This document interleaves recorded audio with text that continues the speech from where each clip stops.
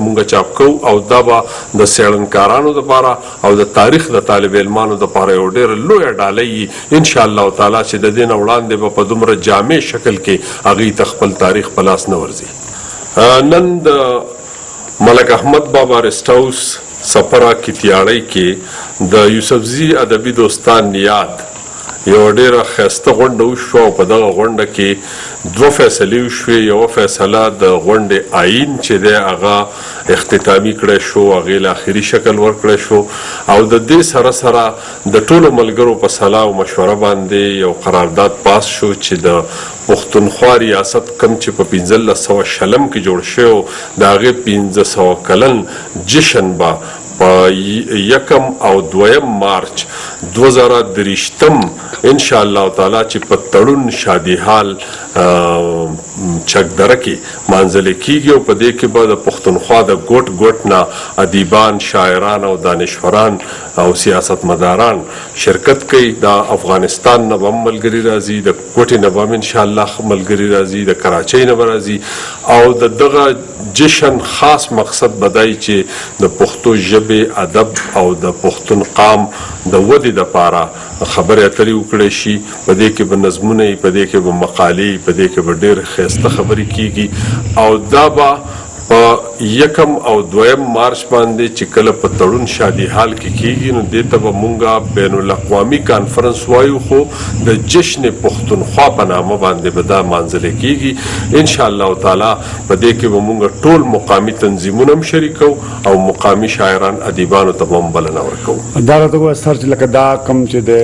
پښتونخوا ریاست او چې کوم جشن مناویږي نو دا د کوم ځای نه د کوم ځای پورې و د پنجاب هغه حدونه چې کوم اوس چې کوم زموږ سره نه دي شامل نو په هغه سایډ باندې د کوم ځای پورې و د پښتونخوا د افغانستان پورې د کوم ځای پورې تللی و. نن سبا خو د پښتونخوا ریاست چې دی د پښتونخوا صوبه چې ده نو هغه بیل بریدونه لري، خو په هغه وخت کې د پښتونخوا د ریاست بریدونه د جهلم پورې وو، د قندهار پورې وو، د دمغار پورې وو، وزیرستانونه پکې مو تر کابله پورې د هغې حدونه خواره او دغه یو داسې ریاست و چې د دې په ذریعه باندې نوي قانون سازی شوي دي. په هغې کې په خاصه توګه د ټولې پښتونخوا د ځمکو ویش، د پښتونخوا د اوبو ویش، د پښتونخوا مردم شماري، دا ډېر غټ تاریخي کارونه و چې په هغه وخت کې شوي دي. د هغې نه پس د ګجو خان بابا په دور کې ډېر لوی کارونه شوي دي. کلي په کلي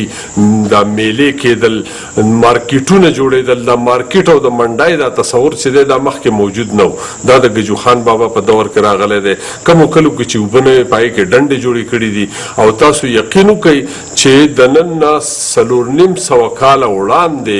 ګجو خان بابا په پښتونخوا کې 322 سکولونه جوړ کړي او په دغه سکولونو کې بېشمېره بچو سبقونه ویلي دي. دا دغه پښتونخوا ریاست داسې مختصر غوندې خاکه وه چې په هغې کې هر یو بادشاه ډېرې لویې لویې کارنامې کړي دي او په دغه کارنامو باندې به د ادیبان شاعران خبرې کوي چې خپل راتلونکي نسلونه خبر کړي. تاسو دا مې وویل چې دغه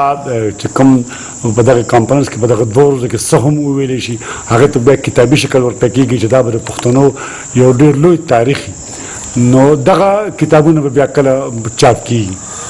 په دې کانفرنس کې چې کومې مقالې، کوم نظمونه، کوم تقریرونه، کوم سوالونه جوابونه وشي نو دا ټول به په کتابي شکل کې انشاءالله تعالی ډېر زر د کانفرنس نه پس مونږ چاپ کوو او دا به د څېړنکارانو دپاره او د تاریخ د طالب علمانو دپاره یو ډېره لویه ډالۍ وي انشاءالله تعالی چې د دې نه وړاندې به په دومره جامع شکل کې هغوی ته خپل تاریخ په لاس نه ورځي. څه پیغام ورکول غواړئ د کانفرنس په حواله باندې قام ته یا هغې چا ته چې تاسو اوري؟ د ټولو پښتونخوا ادیبانو، شاعرانو، د نورو ژبو ادیبانو، شاعرانو ته هم دا بلنه ورکوو چې په دې کانفرنس کې شریک شي او زموږ ملاتړ وکړي، ځکه چې موږ غواړو چې د خپل قام او وطن خدمت وکړو او دا وطن چې دی دا به موږ په خپلو لاسو جوړو، دا بل څوک به نه راځي. زموږ کار دا دی چې موږ خپل راتلونکي نسلونه تربیه کړو او موږ د خپلو نسلونو د سباوون دپاره ګټور ګامونه واخلو.